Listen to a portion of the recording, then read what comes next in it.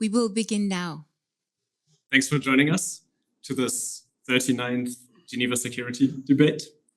We're very happy to have you guys here around the AI for Good conference, in person and online. And my name is Konrad Seifert. I'm the co-CEO of the Simon Institute for Long-Term Governance. And we're very happy to be here with our neighbors, the GCSP. Our offices are just next door. And today's discussion is very much relevant to our day-to-day work. The Simon Institute works on what we call frontier AI diplomacy, as well as the AI readiness of the multilateral system. And the discussion today is about the CERN for AI, which is an idea of essentially frontier collaboration on technology and knowledge. And CERN happens to be in Geneva. So we have the example right here. But Gary Marcus, one of our panelists online, also suggested CERN for AI as a concept or an idea in 2017 here at the AI for Good conference. So we're kind of back to where both of these entities and ideas started. And I'm very much looking forward to our discussion today because we have a bunch of very, very interesting panelists with different backgrounds and hopefully the chance to really advance some of the thinking around what we actually mean when it comes to the idea of CERN for AI. So I just want to thank the GCSP for hosting us and especially Christina for moderating this debate. Christina Shori-Liang is the lead on counterterrorism at GCSP and will lead us through the evening. Thank you very much. Thank you. Thank you so much, Konrad, for this kind introduction. And welcome to the Geneva Security Debate. Today's debate will unfold in 3 distinct parts, each designed to build a comprehensive understanding of the evolving landscape of AI governance. I will begin with a brief introduction to frame the key themes and then contextualize the conversation, looking both at the urgency and the importance that we do this globally. In the first segment, we will examine the current state of AI governance, what frameworks are already in place, what institutions, what visions, and who is shaping them, and who is being left out. In the second part, we will turn to the intersection of AI, governance, and global insecurity. We are going to look at the rising geopolitical tensions and how these are impacting and shaping the governance of AI. What happens when strategic competition overshadows collaboration? And we will explore how this kind of new fragmented global order is complicating us to build shared norms in the AI field. In the final segment, we will pivot towards the future. What are the most forward-looking and optimistic visions of AI for governance? What principles, architectures, and global institutions would best serve these both present and for future generations? And how do we ensure that they are inclusive, resilient, and enforceable? Following this discussion, I will open the floor to all of you for questions, both here in Geneva and also for those of you who are joining us online. So let me now briefly introduce our esteemed speakers. Let me start with Professor Gary Marcus, who is joining us online. He's a leading voice in artificial intelligence, an emeritus professor of NYU, famous for his research on human language development and cognitive neuroscience.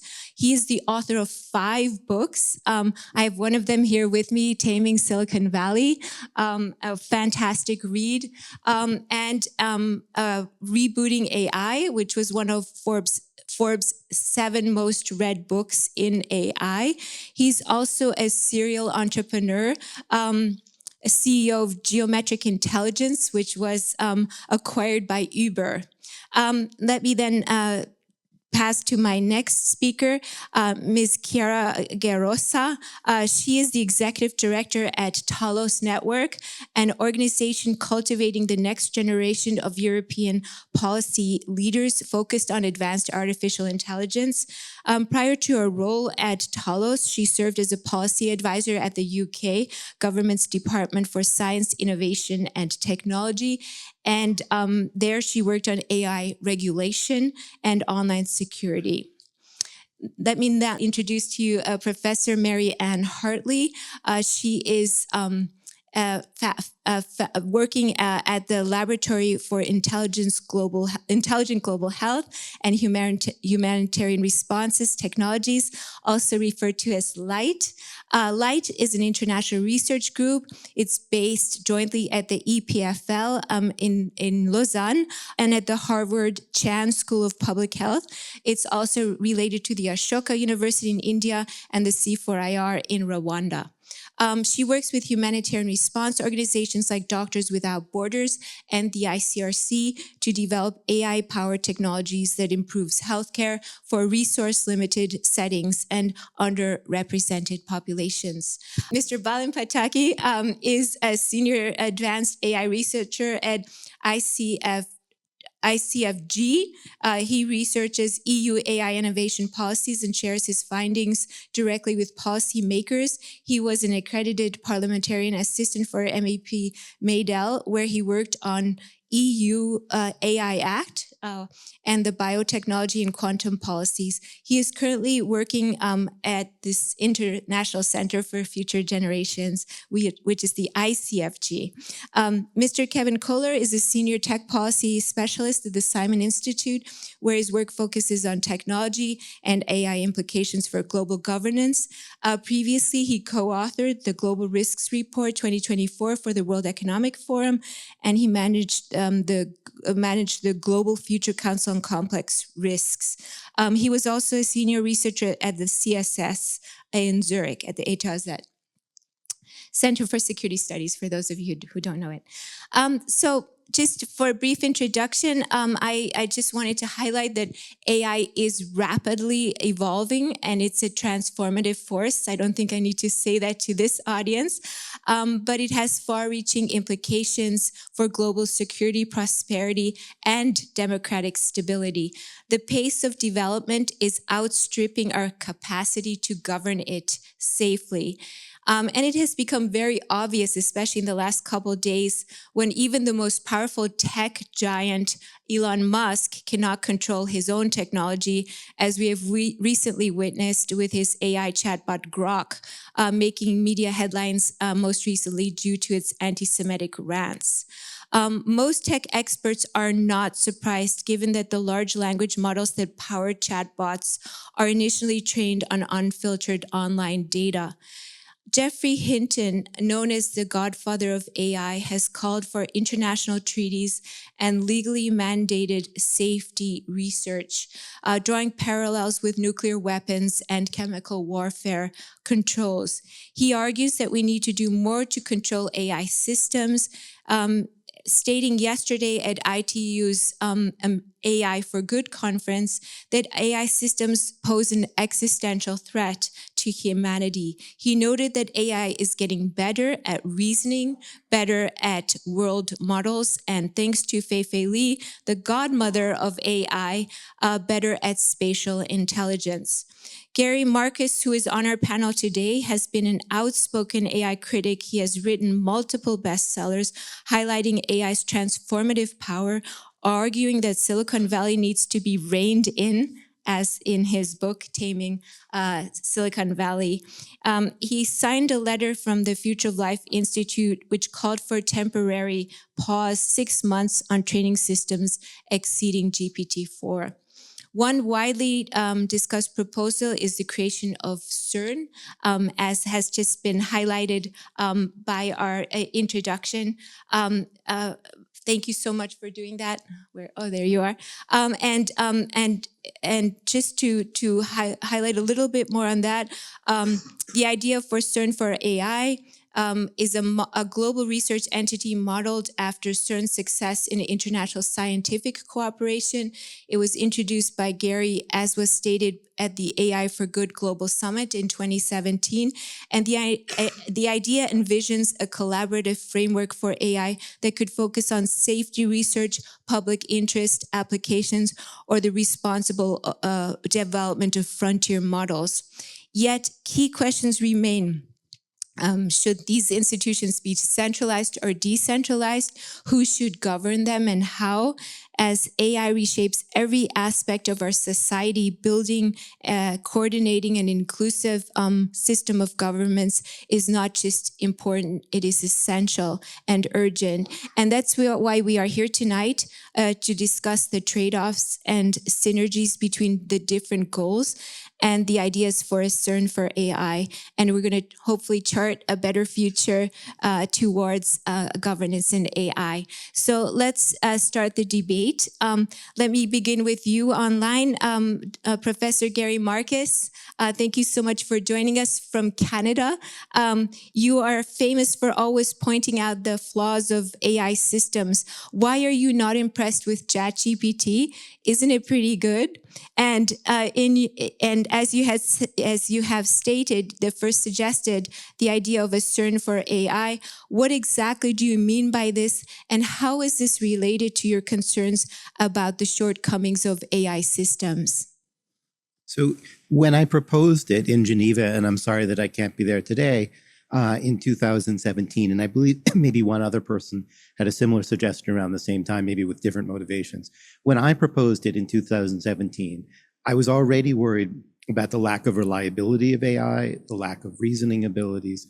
I felt like the technology that we had then was inadequate for building trustworthy AI.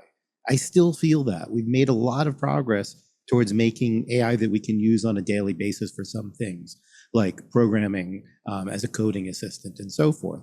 But you use the words security and stability and things like that.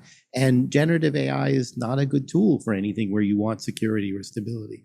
I think maybe we're using security in slightly different senses, but in terms of cybersecurity, in terms of trustworthy outcomes, and so forth, you just don't really get that from generative AI. It's extremely context dependent. Sometimes it works, sometimes it doesn't. It's very much a function of the training data that it's seen before and the relation between your particular test problem. It's really not at all verifiable like certain kinds of classical computer programming techniques. And so I have felt for a long time like pure neural network approaches are not going to get us to stable, trustworthy, reliable AI. And despite all of the advances in the last 7 or 8 years, 8 years since I spoke there, I still think that that's a problem. So what's the relation between one and the other? I had two motivations when I talked about having a CERN for AI. One was I wasn't sure that the companies were ever going to solve the problem of trustworthy AI because it's not necessarily their business problem. So if you have a large language model and it's great for coding, but causes all these other problems, as long as you make enough money selling it for coding, maybe that's fine. And so I've never felt like the big companies are necessarily well enough motivated to solve the problems that I think that we need to solve in order to bring AI to that place of really doing more good than harm. Right now, I think it's actually, verdict is out whether it's doing more good than harm. There's some arguments in both directions. So part of it was about getting people to solve the right problem. Part of it was, and why I was gravitated to the CERN model, is that I thought it was a very big problem. It was much too big for any one academic lab to solve, and the corporate labs weren't really going after it. Let's call it AGI or trustworthy AI or something like that. And the other was I wanted to see AI as a public good rather than something owned by a small number of companies. And I would say there that we've actually made negative progress. So we're much more in a regime now where a small number of companies run by a few kind of megalomaniacal people really are controlling these technologies. And so there's every reason in the world, I think, to want to have AI be a public good. And that was part of my original motivation when I proposed the idea in 2017. That seems even more desperately needed right now. Thank you so much. Mr. Balin Pataki, Gary Marcus is not the only one who likes the idea of a CERN for AI. At the Paris AI Summit this February, the president of the European Commission, Ursula von der Leyen, announced that the EU will build a CERN for AI. What did she mean by this? Indeed, very exciting things are starting to happen in Europe on the front of CERN for AI. So, for all considerations, the EU has already begun building this brave new institute. And when senior EU policymakers refer to CERN for AI, they fundamentally mean two different things. On the one hand, we have 5 AI gigafactories, these large AI data centers, the scale of which for each of them is enough to train some of the most leading models of today, 100,000 state-of-the-art AI chips each. On the other hand, there is also a research body called RAISE, Resource for AI Science in Europe, which the European Commission started initiating. This institute is supposed to push the scientific boundaries of AI towards trustworthiness and also use AI in various scientific fields. So, for instance, climate science, material science, etc.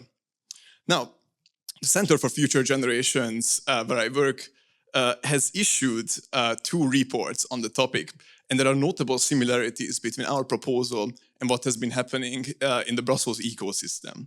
I will highlight 3 of these for you this evening. First, trustworthy AI as a focus of the research. This has been said by President von der Leyen in her Paris speech. Second, there will be some gigafactory compute, this large data center compute that RAISE will be able to use. And finally, this institute will be open to international partnerships. In the words of President von der Leyen, the institute will be open to the brightest minds in the world, not just Europe. So, that being said, there are really some key details that remain to be seen. I will once again highlight 3. A very key question with all kinds of research institutes is how exactly they will go about researching. We proposed a mixed model between a focused research organization doing in-house research and an ARPA-style institution coordinating a wider ecosystem of universities, startups, other businesses, etc., and really tapping into the knowledge of the ecosystem. So we are suggesting both, depending on what's appropriate for a particular strand of AI development. The second is the governance structure. Who will call the difficult shots for CERN for AI? In CFG's opinion, this should be a public-led model to ensure that commercial conflicts of interests are well managed, while of course including businesses and other experts to advise public decision makers. And finally, the question remains, who will actually be the people behind CERN for AI? Who will be the leadership? And will they be able to attract world-class talent, like President von der Leyen has called for? Now, many of these details and more will be coming out in a few months' time in the AI in Science strategy by the European Commission, so stay tuned. Thank you so much. So Chiara Gerosa, I wanted to ask you, the original CERN is not just a physical infrastructure, but also a hub for the world's best talent in physics. Does Europe today have the necessary talent to build and to govern AI? And how can academia, civil society, and governments compete for talent when some tech companies offer them giant salaries? I think Europe's problem is not one of talent, but one of talent clustering.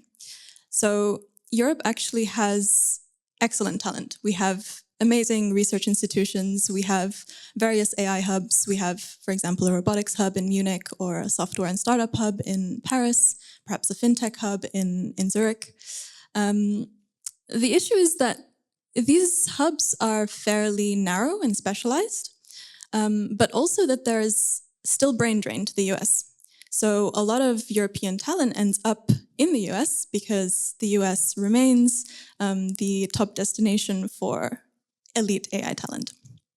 This might be changing now with the current political climate, but yeah, perhaps there's an opportunity here for Europe to be a different sort of an alternative destination. But nonetheless, I think the brain drain, still broadly holds. And so this is why I think that the CERN for AI model is quite an interesting proposal, because it can provide a pathway to cluster frontier talent in one place. and not just cluster frontier talent, but in some sense also ensure that people are clustered in a space that is essentially walkable, right? Essentially clustered in a way where you are able to have more serendipitous interactions, where you're able to build the trust networks with the sorts of people that work on the frontier of this technology. Why is this important? Well, if you think about the development of AI, as Christine mentioned in the beginning, it's developing extremely rapidly. So people who do work at the frontier don't necessarily have the time to go out and always, write blog posts or articles or research reports on the things that they find or the knowledge that they want to be spreading. So if you have talent concentration in one space that is able to, that also acts as a sort of trusted network, then you're also able to spread knowledge about frontier developments much more rapidly. So much more in line with the kind of speed we need to be able to tackle the complex challenges that come with rapid development. Not just that, but you're also able to spread tacit knowledge. And because a lot of the development and a lot of knowledge around this development is in fact tacit, this makes it all the more important to trust the people that you're sharing it with. So this is I think, why the CERN for AI model is quite an interesting path forward. On the salaries, I think in some sense, the reason why big tech companies in the US are able, or maybe have to, provide such high salaries is because of a lack of infrastructure. If you are employed in the US, right, you kind of need to pay out of your own pocket for healthcare, for education, to raise a family, to get around the country. This luckily maybe doesn't exist so much in Europe. And so, yeah, so I think that the clustering that a CERN for AI, the clustering of talent that a CERN for AI might be able to promote here might actually increase the talent pool, which might actually end up, increasing competition for talent, which might end up increasing in wages quite naturally. But nonetheless, I think you don't really need to be paying people obscene salaries in order to attract them to come work on an exciting project. What top talent wants is actually to work with other top talent. Oftentimes, this elite talent, the smartest sorts of people, want to be around other really smart people, and if you're able to, sort of get them all in one place, oftentimes I think they also are quite intrinsically motivated, and they and are often also quite idealistic. So I think this clustering essentially does a lot of the work that, a salary is a consideration, but a small consideration. I think the sort of clustering does a lot of work here. Thank you so much. I encourage her to promote youth here in Geneva and internationally in Europe to work on AI. And I think she's done a really great job for that. And also, I think one of the things that I noticed also at the AI for Good conference yesterday, it's the inclusivity. We are very inclusive in Europe and more so perhaps than in other countries. So let me pass the floor now to Professor Marianne Hartley. Thank you so much for coming. Switzerland's Foreign Policy Vision 2028 also explicitly mentions the idea of a CERN for AI, and Switzerland, together with partners such as EPFL, launched the International Computation and AI Network. Can you explain what this new network aims to do and how it relates to the idea of a CERN for AI? Yeah, thank you. I think CERN for AI has been really well explained by everyone here, and it is exactly. Oh, yeah. Is it on? It's fine? All right. It's exactly what has been explained over here so far. And it really aligns with a lot of the things that you have just said as well. What I would nuance on top of that, which is really specific to ICAIN, is that when you really want to attract talent, something that money can't buy is purpose. And this is really something central to ICAIN. ICAIN stands, as you heard, for the International Computation and AI Network. And it's trying to coalesce researchers around purpose and also around resources, because obviously we need that. And that's what CERN did. It's about coalescing people around three things, three pillars. First is a large amount of compute. And you're right, Switzerland did. They put their money where their mouth is and extremely generous, donated a huge amount, massive amount of computational hours for global and public good. Just in the vision that Gary was speaking about earlier, to decentralize access, to ensure that it's equitable, and to ensure that we democratize access to these very important resources. That's pillar one, compute. Of course, we need compute. And second is, of course, data. We can't do anything without data. AI is data. So to also centralize, but actually decentralize access, but through a group of people who are decentralized, access to data, large scale, high quality data. And then finally, of course, as you just heard there, very important, talent. And not just any sort of researchers that are just, making AI models and like filling gaps in textbooks. It's more, it's about recognizing that research can be impactful during research, not just with an end product that we get in 7 years. We can deploy things with evidence, and that evidence can drive policy. And it's essential that we recognize research and the value of research in this light. And that's the vision of ICAIN.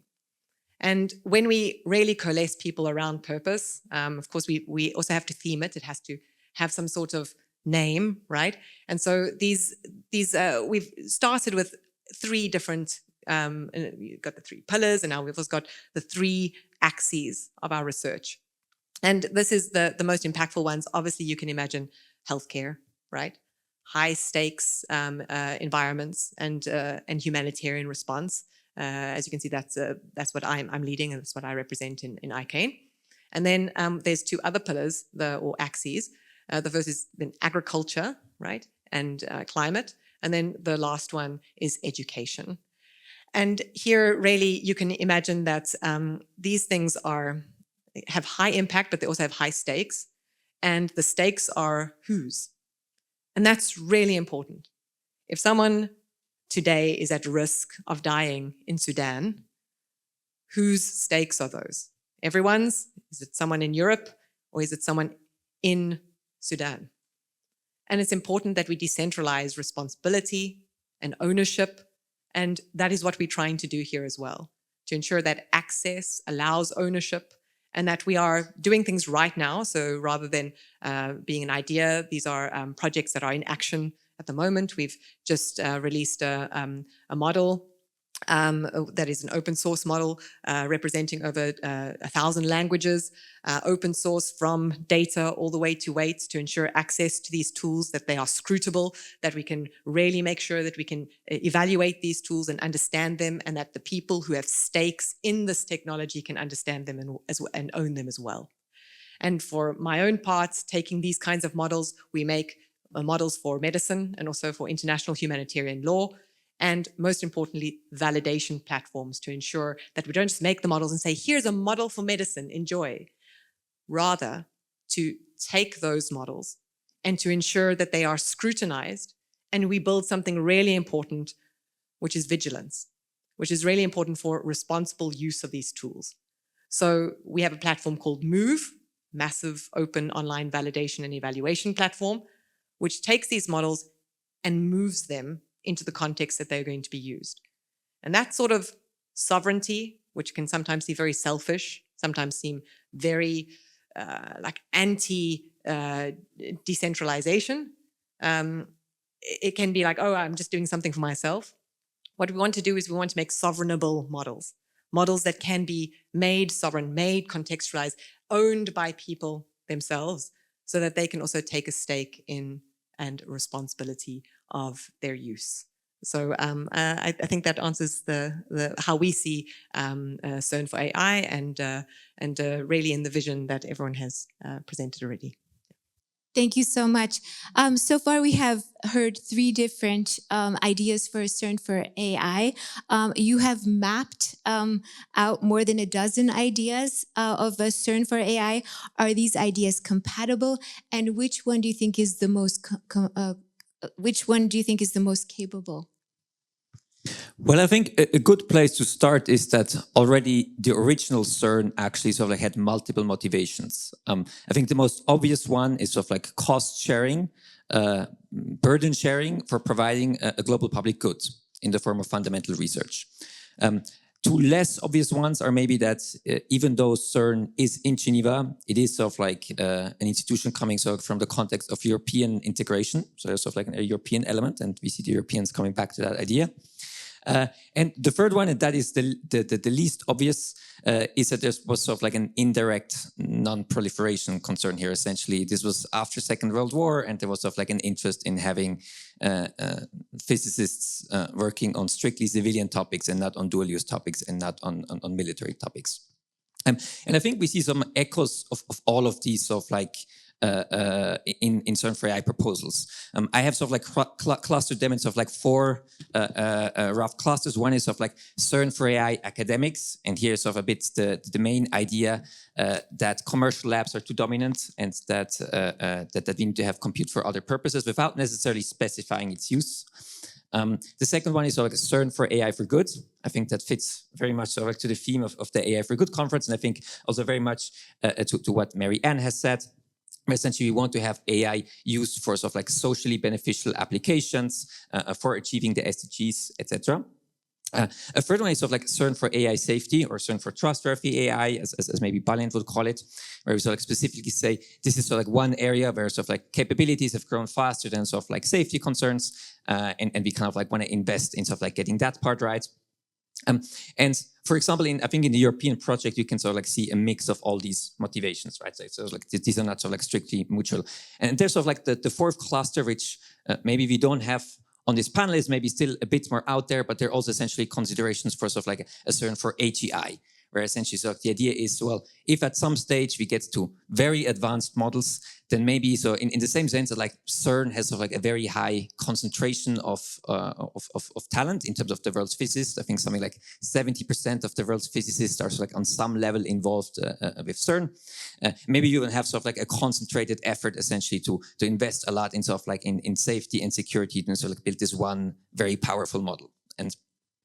And I think there's also like some tensions between some of these ideas. Like, for example, obviously people that sort of like want to have it sort of like maximum security, they maybe would not want to open source everything sort of like in the beginning, whereas I think on the academic end, usually we first would want to sort of like start with open source. I think there's some tensions, but I think there's also a lot of overlap. And I think if you actually sort of like believe in some of the words of Silicon Valley CEOs, right? Like, for example, I think the Anthropic CEO said like we're going to have sort of like countries full of geniuses in data centers or something like that. I think then I think even sort of like a combination of something like a CERN for like AGI for good or something like that would actually be interesting, because optimally, if you really have such a country, and I mean it's a big if, but if you have that, optimally that's not just basically there to sort of like make people, I don't know, teens addicted to talking to AI models, right? But sort of like also for sort of like helping us with some of the biggest global challenges. Thank you so much.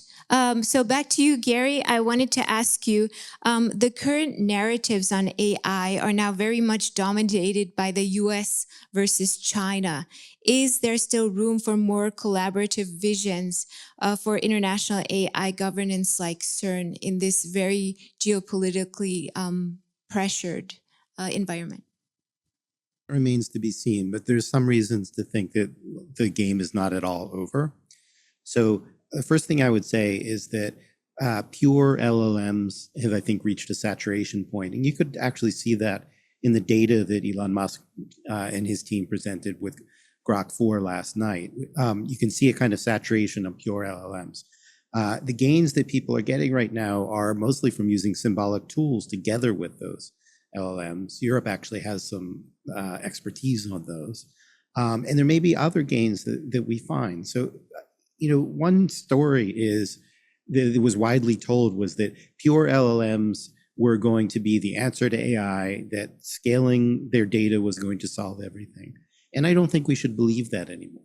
And if it's not true, then it actually does open the game, right? If it were true, that would say, look, US and China, they have the most chips, they have the most talent, and they're just going to win this game. But the reality is that on that game, it's almost a tie. Everybody knows essentially the same recipe. And it's not clear anybody is actually going to dominate. And it's becoming more and more clear that there's room for more innovation. So that means Europe might get back into the game if it led the way on that innovation. I think Europe's strength has actually been on the symbol manipulation side of AI, which has been out of favor, but is actually quietly really helping right now. You know, we reached this point in around November where the pure LLMs basically reached saturation. And most of the advances actually come from classical AI techniques that are being embedded within. Nobody wants to talk about that because of all the hype around LLMs and such and so forth. But really, it's hybrid systems that are LLMs plus. And Europe might have a role there. So that's not really about governance, it's about research. But if the way that the field shakes out is that innovation actually matters, then maybe Europe can lead the way. A lot of this does go to what is the model of a CERN for AI. You know, the worst possible case is just everybody doing their own research. It's just a way to fund scientists. And you could imagine that. The strongest model is if there's a sense of mission, and that goes to the recruiting issue too. If there's a clear sense of mission, then there's an opportunity here, I think, to say, look, we're doing this thing that nobody else is doing, and we're going to take the lead on that. And the last thing I'll say is, with respect to governance itself, nobody is really governing very well right now at the international collaborative level, in the sense that we don't really have an answer yet to how we are going to deal with more powerful models than the ones that we have now that might pose various catastrophic risks and so forth. You know, there's been a lot of talk of it about that, but we don't really have any procedures in place. It's possible that a CERN for AI based in Europe could lead the way for that. And it's something we need. You know, my view is that we're not very close to AGI, that's a lot of talk, but not realistic. But we'll get there. Maybe it'll take 10 years or 20 rather than 2, as some people seem to think. But we will get there. And right now, we don't have a strong solution to the alignment problem in a technical way. And we don't have a strong solution in terms of international sharing of information, policy, et cetera. And certainly CERN for AI, with its connections throughout Europe and UN and so forth, could play a role in that could turn out to be pretty important. Thank you so much. Balint, you have called CERN for AI Europe's seat at the table. Can you explain that and how Europe can balance a need for competitiveness with its long-standing commitment to trustworthy AI? I will be very happy to do all that. But before that, I would like to take a look at the last 30 years and what's been happening in Europe in terms of tech innovation. As far as I can tell, the EU has not capitalized on many tech booms in this last period of 30 years. Look at hyperscalers, look at internet platforms, and a host of other key technologies. Europe hasn't been at the table as much as it could and perhaps should have. Now, this, according to McKinsey research, is a key factor in the bloc's lagging economic performance. And right now, with huge changes, Brussels is eager to turn the tide and innovate differently. We need to see that there is a war on Europe's doorstep. The welfare structures that our citizens and taxpayers are used to are under financial duress in several EU member states, just to name a few. And the EU is also looking to have a more global geopolitical role, a more proactive role, standing up for various values of democracy and the like. Now, combining all of this, we can see that there is a foundation for change, for innovation. So let me directly address your question. When I say that Europe can have a seat at the table, I mean that it can have a meaningful participation in global AI development. I would like to point out that Europe isn't the table, right? We still very much need international partners, among others, of course, Switzerland, UK, Canada, and several other countries, which we'll come to in a second. But fundamentally, being at the table just means that Europe can, in earnest, contribute. Now, I've just told you that in the last 30 years, nothing much happened. I've also just told you that there are big pressures. So how exactly will Europe bridge this gap between existing practice and the needs of today? So fundamentally, I would suggest the two things are needed.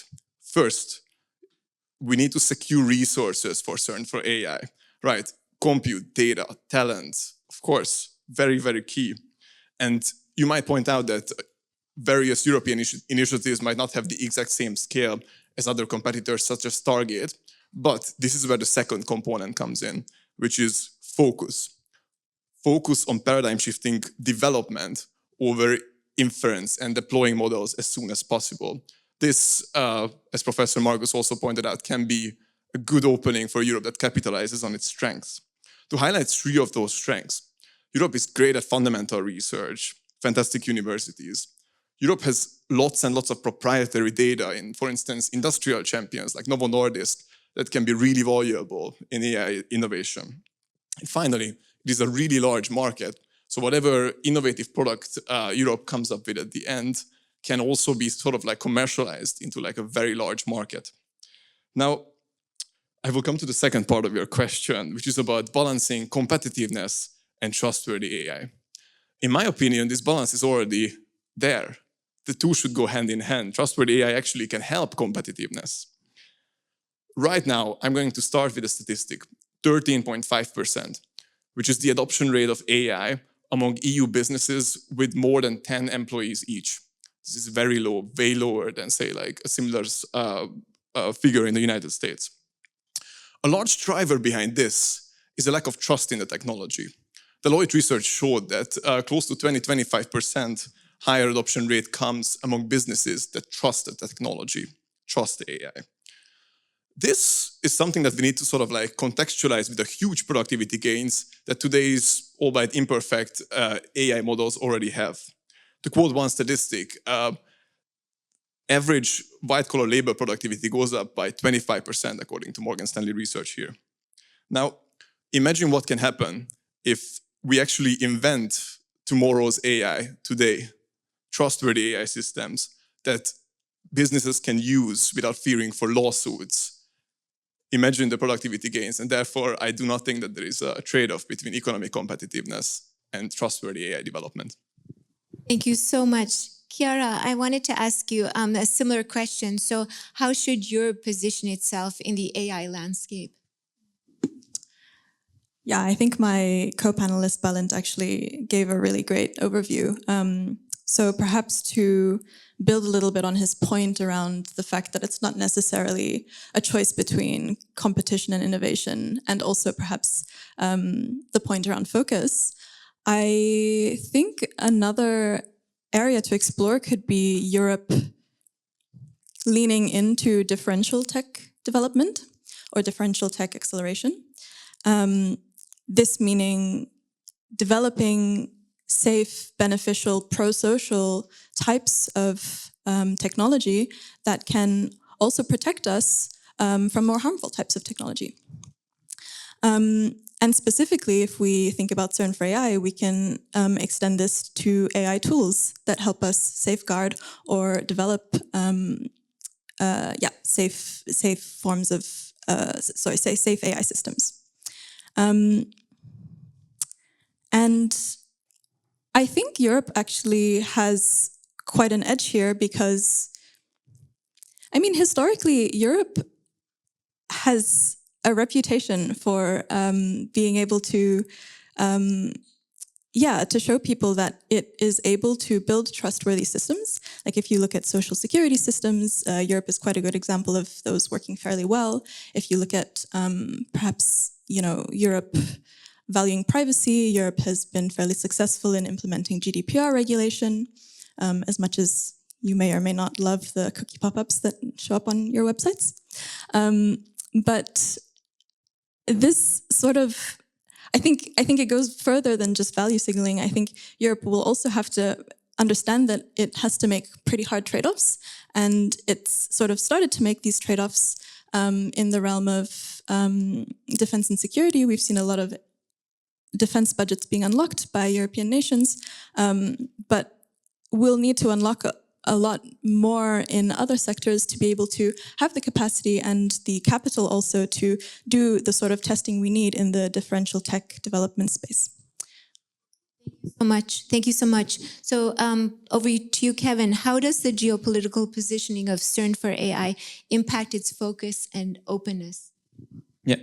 So I think there's sort of like a general trade-off between sort of like geography of membership, openness, and focus of CERN for AI. And to go back again, sort of like to the original CERN, essentially having the Germans in meant having the nuclear reactors out, because essentially nuclear reactors are dual use, and back then there was sort of like restrictions posed for on sort of like this type of dual use research. And in turn, then sort of like having this sort of like very fundamentally civilian focus enabled having sort of like a strong open science policy. And I think there's going to be some somewhat similar trade-offs in the sense, I mean, AI is a very broad field. And again, we have sort of like different motivations, right? I think if the motivation is sort of like primarily sort of like accelerating Europe, then I think at least for some things, like for example, pre-competitive research could also be a consideration. And I think if sort of like the consideration is more basically building advanced models, I think then one also needs to consider essentially that advanced models do have significance of like misuse risks, and then the balance can potentially be a bit different, right? Because I think per default, it can often be good to kind of like spread technology, but there are at least a few specific factors where sort of like that can be very asymmetric, like essentially one bad guy, you know, with bioweapons is not stopped by 100 good guys with bioweapons, right? And I think for these kind of like very specific things, we need to be a bit careful. And I think, for example, recently sort of like a closed model, the most recent sort of like version from Anthropic has kind of like shown sort of basically some usefulness in uplift, basically around sort of like concerns and around bioweapons. And so if you kind of like soon kind of like reach the same level in open source, I think that's somewhat of a concern, because in open source, it's very hard to actually kind of like put guardrails on there that you cannot easily remove. So I think if you kind of like, either if you want to have it very open, then I think you need to be quite focused in what kind of like research is safe to be shared openly, or otherwise we should also consider probably a tiered access model. Thank you so much. So over to you, Annie. The Laboratory for Intelligent Global Health and Humanitarian Technologies, LIGHT, is committed to leveraging AI for equitable, life-saving applications in global health and crisis response. Given that mission, what role should the lab play in shaping AI governance that ensures that these technologies are safe, ethically deployed, and truly serve the most vulnerable communities? How can it help bridge the gap between frontier AI development and real-world needs of under-resourced regions? Yeah, thank you. You know, I'll stick on the word frontier models because sometimes, you know, everyone kind of defines frontier models as the model that performs the best, right? But performs best based on what? What it can solve like a really hard math problem. I really don't care, right? I wish that we could redefine frontier models as really being on the frontier. Performance defined as being impactful, being useful, being used, and being used for things that have the highest return of public good. If that was really the case, we would redefine the models to those that we can really deploy locally, that can be trusted, that are validated. And we may change the way that we build models as well. Working with ICRC and MSF and others, you have this really positive pressure where they have principles instilled in the way they work. And they don't want to work with anything that doesn't follow their principles of neutrality and impartiality and humanity. And so it's really important to define frontier models. And when you do that, you can also really see where the gap lies. And it's that definition. And to recognize that lower resource settings have one very, very huge advantage. And they own this completely. They own impact. And it's the highest place, like the highest resource of impact is lower resource settings. And no matter how saturated the models are at the moment, they are still helpful in these settings. And why? Because, you know what, we speak often about the existential risk of AI, right? It's hypothetical at the moment, thankfully, but still very tangible. And I agree with it that it exists. But there is a very non-hypothetical, existential, not risk, reality happening every single day. Millions of people are dying at beyond existential levels that are predicted by the existential risk hypothesis. People are dying of tangible things, of things that are completely 100% preventable. No one needs to die from tuberculosis. 100% preventable, 100% curable. It is unacceptable that millions of people are dying of this. And we know how to solve this. And it can be solved by simple access to information that is mostly right. And if it's kind of maybe not right, maybe 10%, 20% of the time, I can tell you that it is far superior to what we have at the moment, which is nothing. Millions of people don't even see a doctor in their entire lives. It is transformative to have access to information. Access to information that is mostly right is a right that no one has. And I can tell you that people that are mostly right, that's better than most doctors. I'm a doctor myself, and I know that I try to be mostly right, but I'm kind of outdone by the current technologies that exist and in their current state. And if people can have access to that, it's enormous. And the one thing that I would say to really bridge that gap, it's an obvious answer.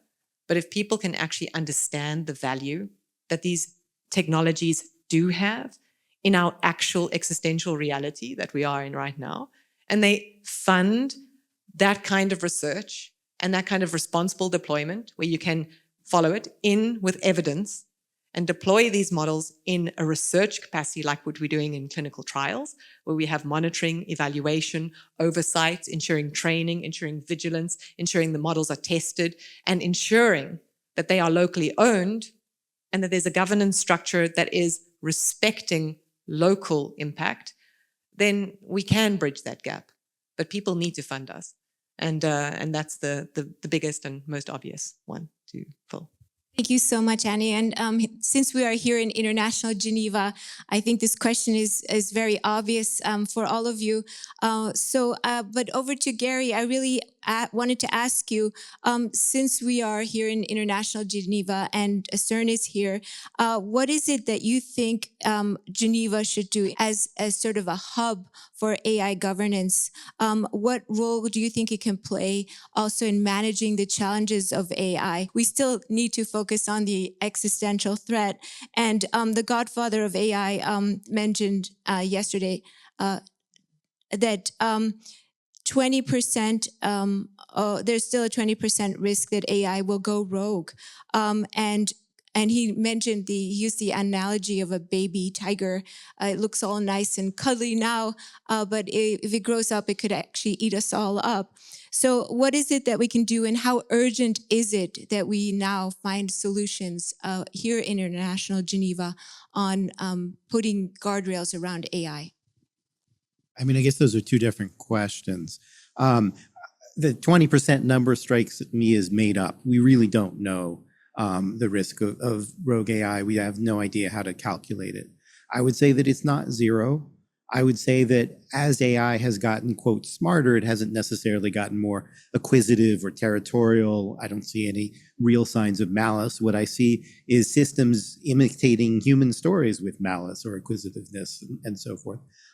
Because of the way that they work, and the real issue is the power that we give them. So if you have a system that is trained on a bunch of science fiction stories in which AI systems shut down the power and suffocate people, the systems might actually do that, even though they don't know what those terms mean. They don't actually have malice and so forth. So I don't really worry so much about AI developing malice anytime soon, but I do worry about these systems that we really don't understand or control being given a lot of power. And that's really in part a governance issue. And Geneva's role could be in helping to establish governance there, even if you don't believe that there is a real imminent risk of humans being extinguished literally entirely from the whole globe, which I think is not a likely outcome. You could worry, well, what if we take things like LLMs, which we know are unreliable, and we put them in military operations, diplomacy, etc.? Like, we might get bad outcomes there, and we might get those outcomes pretty soon, even if these systems don't turn into AGI or whatever. And so we should already be asking the question, regardless of whether that 20% is a real number or not, of how do we get people to cooperate here so that we don't get in bad situations where we have unreliable or maybe super advanced AI, either of them pose their own challenges, that are unchecked, right? The real problem is unchecked AI being handed the keys to the castle, whether the castle is the power grid or military planning or what have you. Giving AI that much power is a mistake. And right now we don't have any regulation to stop that. And that's a place where I think Geneva, aside from taking any lead on technical side of things, could certainly take a lead on governance. You are the people who know about diplomacy, and this is a mission for diplomacy if there ever was one. Thank you so much. I'm going to now pass the floor to the rest of you all to take into consideration the idea of what could International Geneva do. Please go ahead. Sure. I mean, I think the kind of expertise that exists in International Geneva is very much in the realm of mediation, diplomacy, I suppose also standard setting, technical standard setting, and much less perhaps hard technical governance and regulation. And so there is a way in which Geneva could probably go hard on the soft power in some sense, or on the soft skills, and act as a sort of bridge builder between various countries, various fields that are relevant to developing frontier AI systems. Well, I mean, one obvious thing I have to mention is that the UN is currently sort of building a scientific panel on AI, and I'm sort of following that process. And I think that's a good first step. I don't think it's enough, but it will sort of like help us to have a better evidence base and maybe to look a bit forward and to anticipate a bit more. I think broader, I think sort of like a challenge for International Geneva is sort of like this pacing problem, right? So like the technology goes like on this curve, and sort of like the normal International Geneva pace is more like, you know, sort of on a curve like this. And so like how do we kind of like get that up, right? And I think sort of like foresight can sort of like play one role, but I think it's also sort of like about agility on different levels. I think sort of like having frontier AI diplomacy, meaning sort of like the diplomats that really have sort of like deep technical expertise and can work on that. I think that is useful. And maybe there's even sort of something a bit like, how to say, sort of like in Silicon Valley, there's like a vibe-wise, you know, sort of like in the sense that I think we need to kind of like understand the urgency and sort of like to be pushed also to potentially, for example, to take tools to kind of like get to faster agreements. But like today, yeah, in International Geneva, I think progress on most things is measured in years, right? But sort of like AI sort of like doubles in computing power every 6 months. So I think we kind of like want to push ourselves to be there as fast as we can. And I think it can be quite like simple or stupid things, but I would, for example, be in favor of sort of like considering things like, I don't know, working more with Google Docs, or even like actually, I was recently at a panel in California, and someone from DeepMinds, they developed sort of like this Habermas AI, Habermas machine, sort of named after this German Jürgen Habermas, sort of like famous for like the concept of a deliberative public sphere. And actually the AI kind of like helps you to find middle ground in democratic debates between sort of like different factions. And actually, so going through UN negotiations, I feel like actually sort of like having co-facilitators that also have this tool as an additional help in kind of like finding bridging grounds, for example, could also be interesting, kind of like bringing us a bit more up essentially to the speed of the technology, hopefully. Go ahead. Two things, diplomacy and history. Diplomacy, I think, is a point that has been made very eloquently by my co-panelists already, but just to tie it to CERN for AI, there are some more sort of like, you know, historic long-standing partners to, say, like the European initiative that I'm working on, such as Switzerland, the United Kingdom, as well as Canada, that could be more interested in cooperating, that could already be part of like some legal framework, let's say, that will be necessary for CERN for AI. However, there is another group of absolutely essential countries for this coalition, which often have very difficult and painful histories with Europe. I'm thinking of crucial countries like India, Nigeria, and others that have huge AI talent pools, incredibly large markets, and very, very important local context, as my co-panelist, Professor, you also mentioned. So facilitating this dialogue in given a history that wasn't without its complications, can be a really large value add in international Geneva. History, the second consideration. The original CERN is around the corner.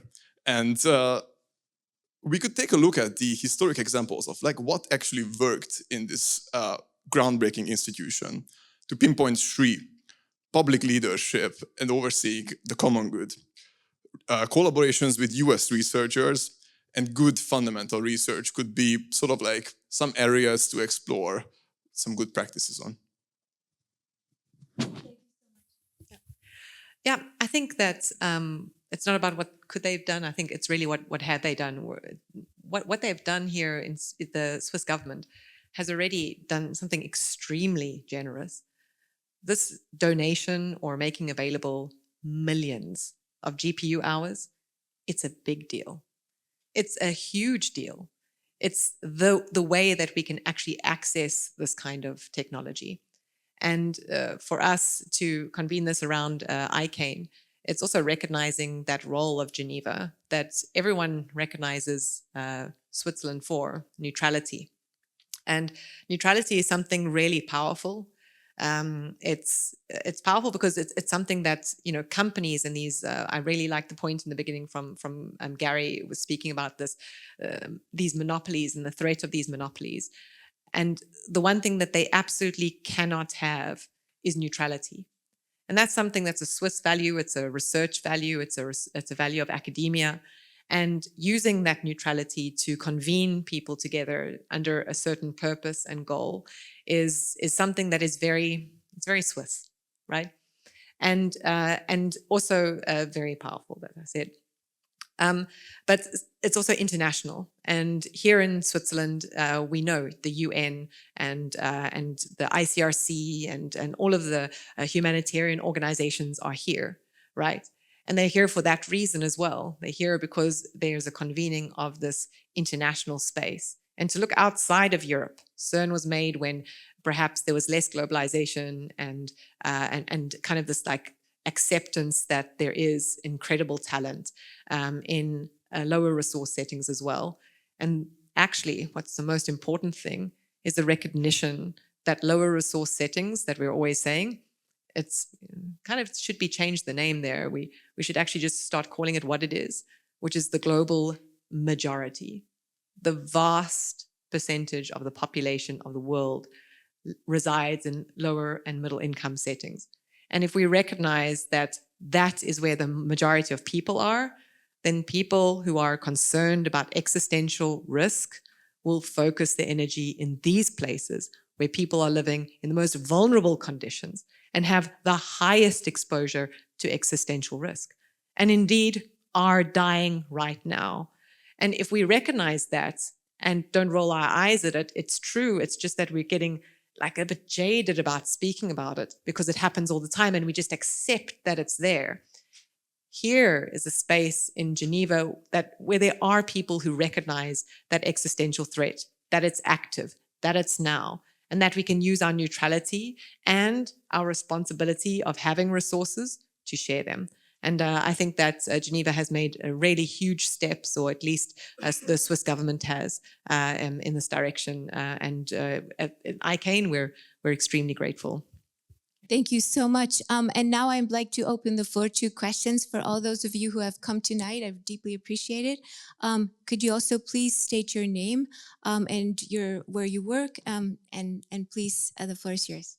Please go ahead. I work with University of Geneva and have been involved in many activities at the international level. I was at the International Organization for Standardization for 20 years. Now, I have the impression from this panel, to be honest, and I was with Balint this morning in a workshop where we discussed some similar things, that you present somehow a sort of a rosy pictures, and it is a bit reassuring, for yourself. But the reality, in my view, this underestimates, one, the power of exponential. Don't forget that ChatGPT was introduced basically in the beginning of 2003, but what happened in just 2 years' time since that introduction. Second, these things evolve at the really an exponential pace. And it is not just the large language models that are increasing with scaling, but just this year, if you look at the past 6 months, you had a tremendous development of the technology with reasoning models, small language models. That is terrible because the small language models means to shrink the large language models and to put them on devices. You may have that with actuators and sensors that actually use similar feature, but to then you have word models, where this is something that is modifying completely the picture from the idea that you have a language model where you capture the information and the understanding and the knowledge from language, from word models that actually capture that from, and it is fast moving. And finally, and probably even most striking and importantly, is agentic AI, where you have, now this is not only something that the large developers are doing, but you probably underestimate that there are, just if you take Hugging Face, the platform, they have 5 million developers that have uploaded 1 million models. And there are a furious development, and you take the infrastructure. This is in the West. We don't even know what is in China in terms of these things. And now all these guys are furiously developing small models, agentic AI. Now, this should give the idea, because that's the problem, is that if you look at exponentially, the risk that we have today is one thing, but tomorrow and the day after tomorrow could be completely different. And if you look carefully at what Geoff Hinton said yesterday, this is really the problem. Now, my point is simply to say there should be a sense of urgency on how these things needs to be addressed. And I am afraid that, the CERN of AI as an idea is good, but there are two facets. There is one thing, how to strengthen the European ability to do that. Okay, that's fine. But the other is how you actually try to introduce something that bites on the issue of AI safety and trustworthiness. That is, it's not something we have time to discuss and to see, because this we are debating. It's like you have a bunch of people in a train station that say, oh, we should have a stop there and that. And then the train passes at 100 miles an hour and we have lost it. That's the point. Thank you so much. And I just wanted to add 2 more layers onto this dilemma. The other 2 kind of roadblocks that I see in AI governance is corporate power. I mean, these corporates are shaping these labs. They have incredible power. They have no real binding regulations. And now even more so, you see that in the United States. And then finally, we see more and more techno-nationalism, especially in the United States, where governments are prioritizing domestic innovation and competition over shared governance. And power. So I add those 2. And I now go back to the panelists, and I know we are now delving deep in the security, but this is the Geneva Center for Security Policy. Sure. So please, I would like your feedback on what you think. How? Let maybe start with Gary. Gary, how do we prevent these kind of 3 major roadblocks that we sort of highlighted, and how can we bring AI governance to fruition?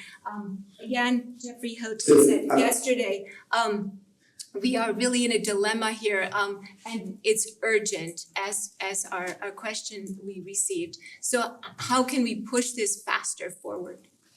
So I want to respond to the last question in a sort of roundabout way, or take a piece of it and extend from that. I think that we are giving too much power to these companies because we are overhyping what it is that they can do. And although I certainly think there is a need for speed here, I think, some echo. I'll turn down my own sound. You guys hear me okay? Although I think there's a need for speed here, we are also giving a lot of power to these companies because we think they're going to deliver things that they aren't. And I'm going to give you an example of that. I'm looking at an article here by Futurism. And the headline is, the percentage of tasks AI agents are currently failing at may spell trouble for the industry. That failure rate is absolutely painful. It talks about a Carnegie Mellon study where agents failed in 70% of the tasks. And it talks about a Gartner study in which 40% of people using agents have already canceled their projects. So we are taking a few companies, we are assuming that they are going to get us essentially to artificial general intelligence, which is going to transform the entire world, and they're going to do that imminently. I think we actually have more time to play with, but we're giving those companies more power by pretending that they can deliver things that I think that they can't. So yes, we should move quickly, but I don't think that we should assume things are quite moving at the velocity that was indicated, for example, in the last question and a lot of the media hype that I see. Thank you so much. I'm now going to pass the floor. Who would like to address these questions? No mic. No mic needed. First, I just want to say I enjoyed the comments. And I agree, because like I think like sometimes like there's this tendency to think about, there's long-term issues in AI and like short-term issues, but I think actually they're not really at all. It's like both. First off, like we probably need to build like governance capacity for both. Like if you build, for example, AI safety institutes, they can help with both. And the second thing I just want to highlight, I mean, I have quite high like uncertainty on sort of like timelines that are sort of like very fast or maybe a bit longer, as Gary says. Though again, like if I think like 2050, 2100, right, it seems like this is a very important transformation, whether it sort of still takes 2 years or 20 years. But just like one small tidbit that remained for me from being at AI for Good today, that there was actually on a panel, I think, a speaker from Signal that said, we overly focus on long-term threats and like maybe Skynet is happening in 3 years, but like let's focus on the more urgent stuff today. And I was like, what? Skynet is happening in 3 years? If that were the case, then I think we should do a lot of things, right? And at least I remember times when essentially like the skeptics were like, this still takes 100 years. Now they're like, nothing is going to happen in the next 2 or 3 years. It doesn't really assure me. But Thank you. Yes. Yeah. Or did anybody want to add to that? No.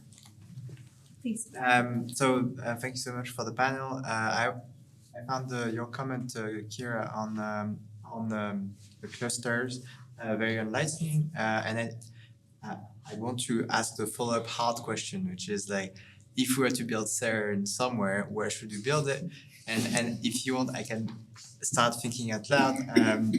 So, talking from experience, I've chatted, for instance, with Paris has tried to set up a kind of AI scene, talk to like Mistral employees, foreigners, like H employees, full-side employees. Paris could be a promising place, but the annoying aspect which it struggles to resolve right now is like it's not very foreigner friendly because of the language and some sort of local culture. I think Zurich is actually, when I think about it, is actually the most promising because Zurich has already a very serious AI scene with Google Brain, etc., who used to be here, and it's pretty international and English speaking. But yeah, I'm very curious to hear your best guesses. Yeah, thank you for the hard question. So to be honest, I don't really have an answer, but I'll riff off of what you highlighted. One thing here for me is like, sure, yeah, maybe there are pros and cons for different European nations, as you highlighted. Paris might be a great start because maybe we accept that they're a little bit more ahead in terms of having lots of startup software. Maybe they're also a lot more ahead in terms of energy production, and maybe that's all good enough for us to just place our bets there. I think maybe you could make similar arguments for various other European countries.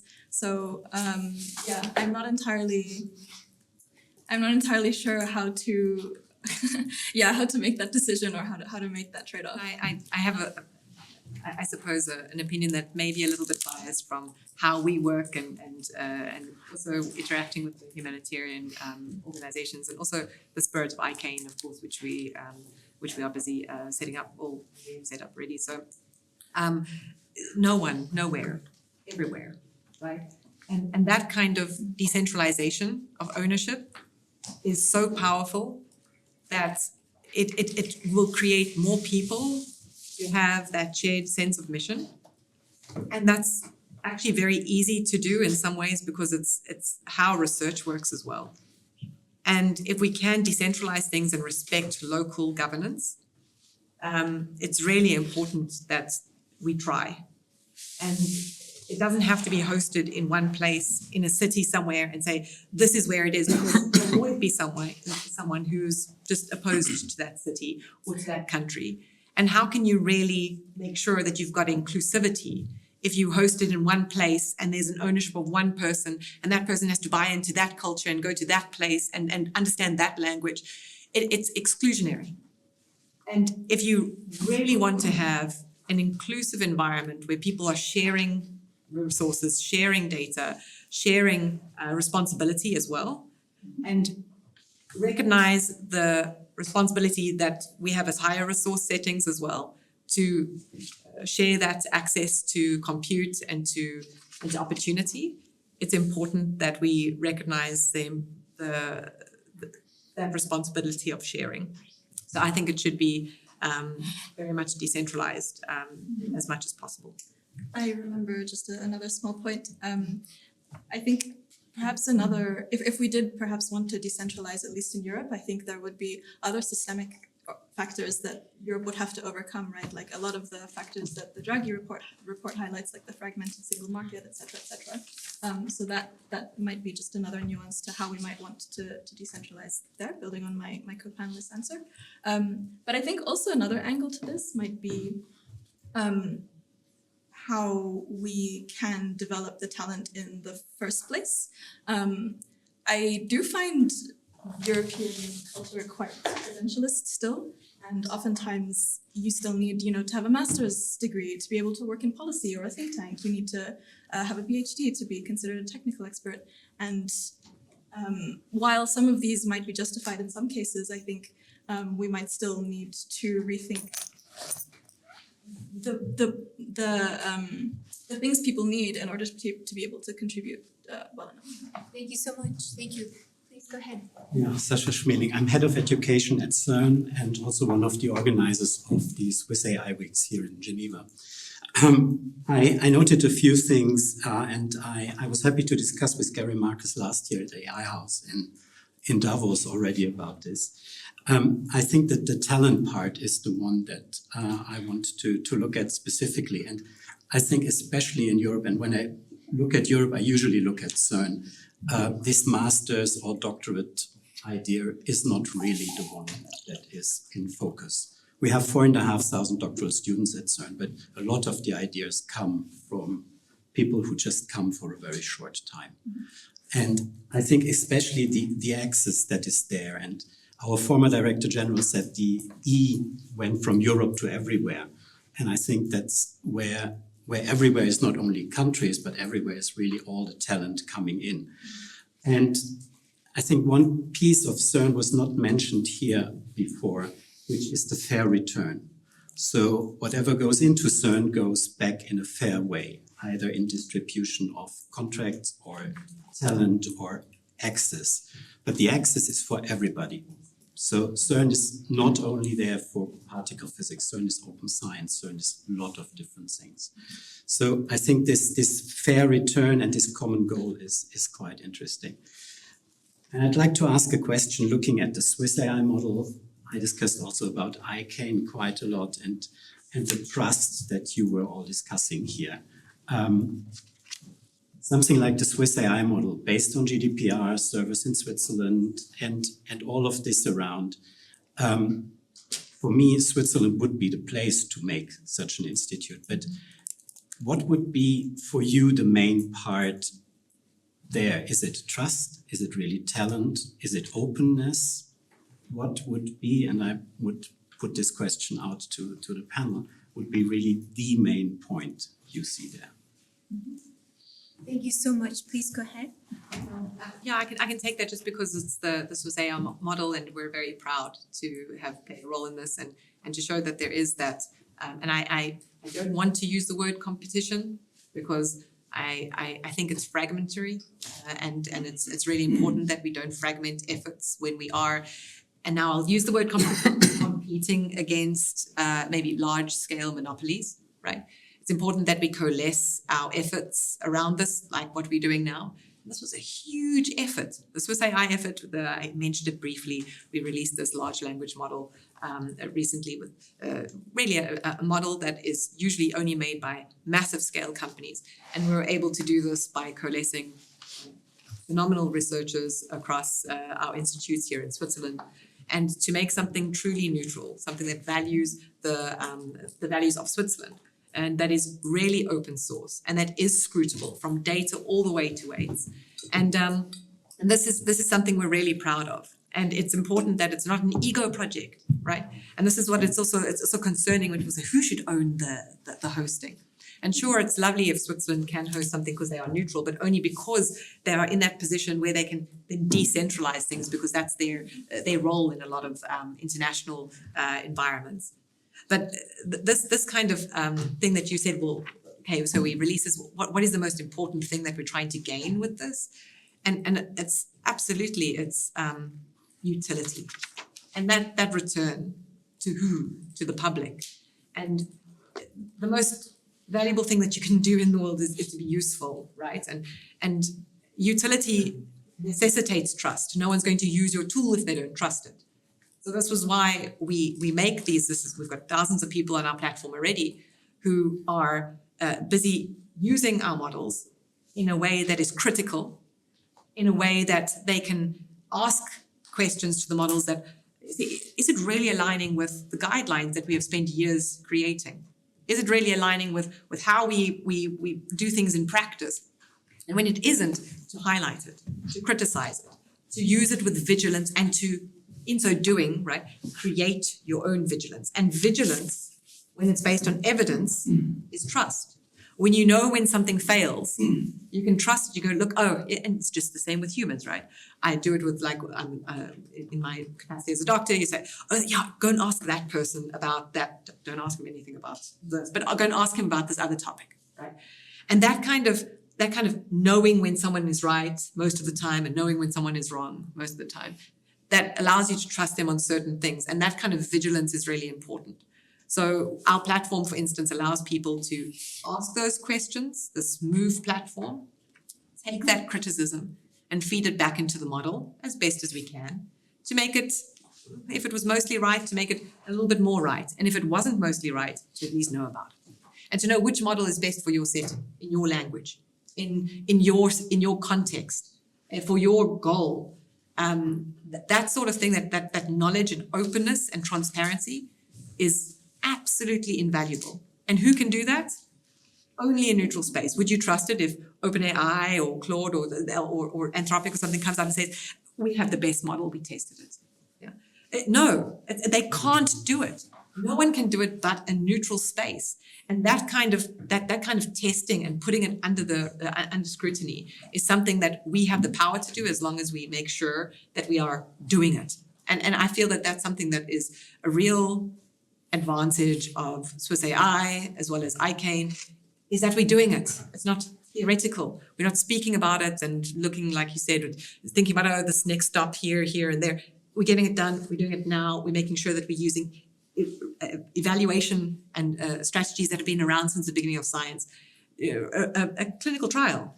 We don't need a white paper from 17 different institutes, and we don't need to wait for this white paper. We know how to implement tools in clinical settings with ethics boards that are representing that setting in that country. We can do this, right? We can do this. We can make sure that we are monitoring and evaluating and deploying things responsibly with frameworks that already exist, as long as we respect that decentralization and that ethical ownership locally. So that kind of trust through evidence, I think that's the most important part. As a scientist, obviously, deeply valuing evidence-based policy.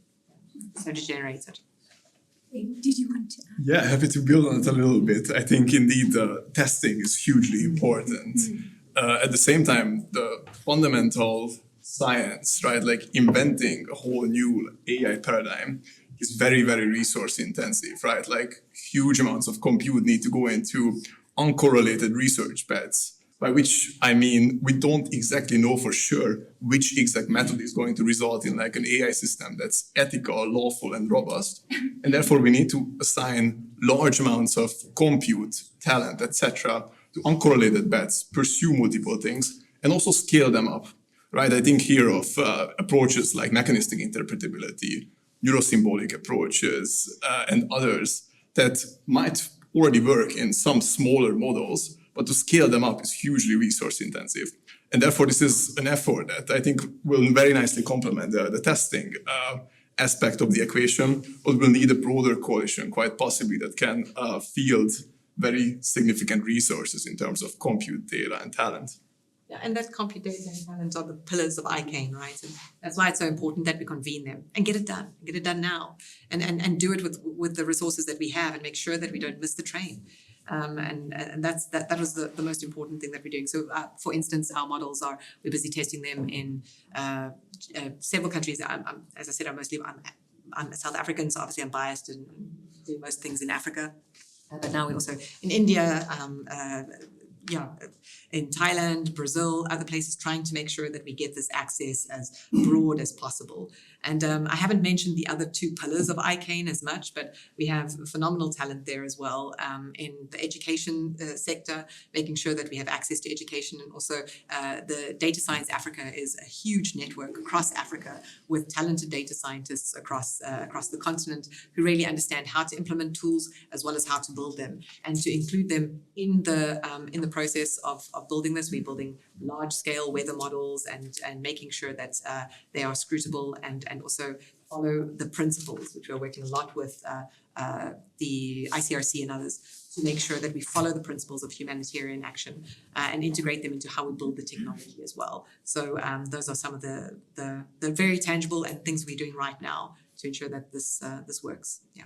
Thank you so much. And Gary, did you want to add to this?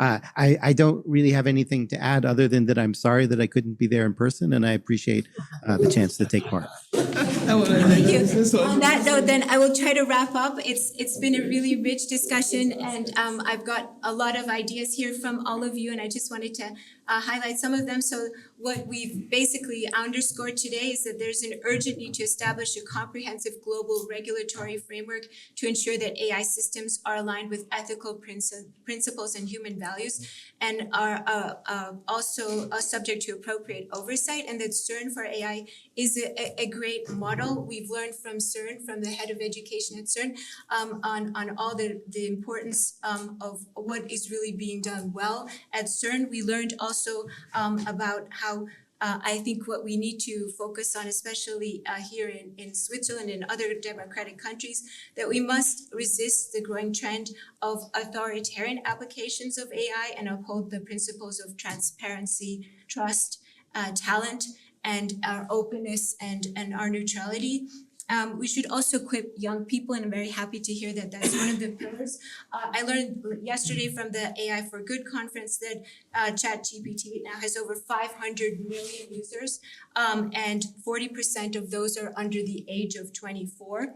So we need to equip young people that they're educated on the use of AI, that they understand that it's not always benevolent and that it holds great potential, but that it also can sometimes be an instrument for powerful governments and technology companies that are more interested in wealth and power.